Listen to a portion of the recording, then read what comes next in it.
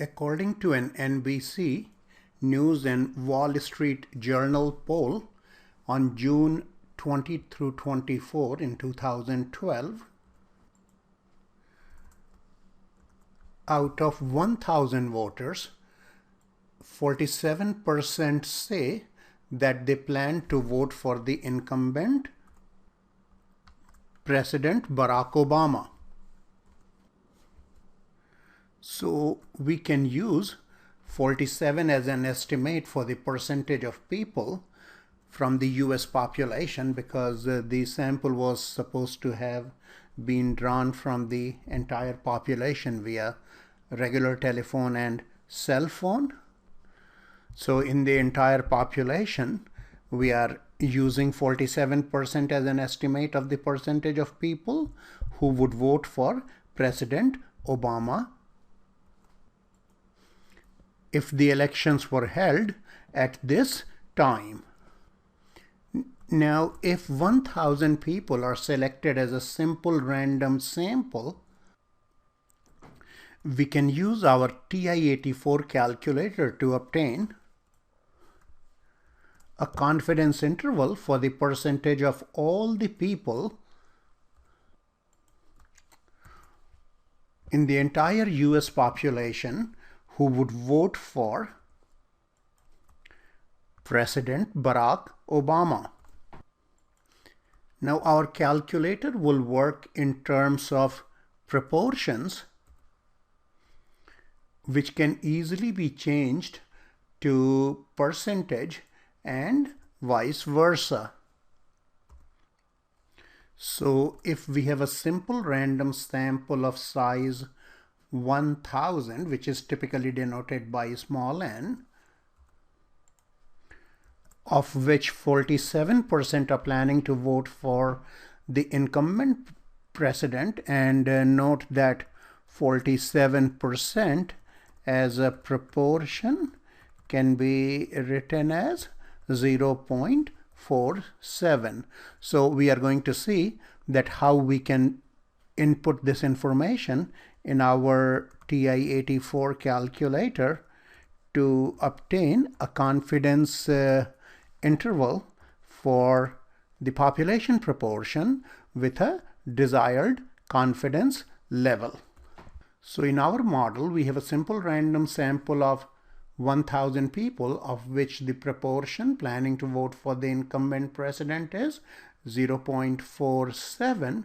So what we have to do is we would like to compute a confidence interval for the proportion of people in the entire population who are planning to vote for the incumbent president. So what we shall do is we shall choose a stat, then we will go to tests, and we are going to look for interval for proportions. And if you look at the algebraic calculations, we had used the Z method, and we are using the calculator just for a shortcut. So here we have one proportion Z interval. We are talking only about proportion for one population. So we will select this, and what we notice is that it's asking for the favorable number and the total number. So our n, of course, is 1,000. Okay, and but our x is how much? 47% of 1,000. And how much is 47% of 1,000? Of course, that is 470. And let's keep confidence level as 0.95, a typical one to use, unless we have reason to be more conservative or more aggressive, or whichever way you want to take it. All right, and do the calculation. Okay, so here we go. The proportion of people who are planning to vote for incumbent president can be anywhere between 43.9% to 50.1%, and of course the estimate is how much? 0.47. So a 95% confidence interval for the proportion of all the voters who plan to vote for the incumbent president is shown below here. And then you can notice that we have the margin of error as what? I mean, the margin of error is this distance, or the distance in this on this side. So it could be calculated in either directions, forgive me.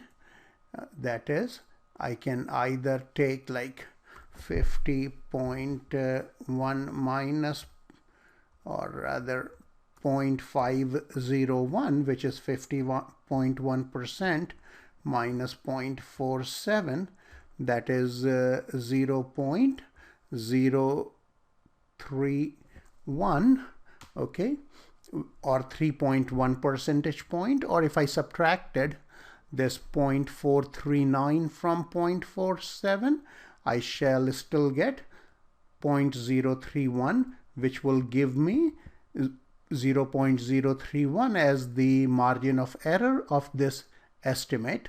And if I want to say that in terms of percentage, I can say that the estimate is 47% with a margin of error of 3.1 percentage point at 95% confidence level.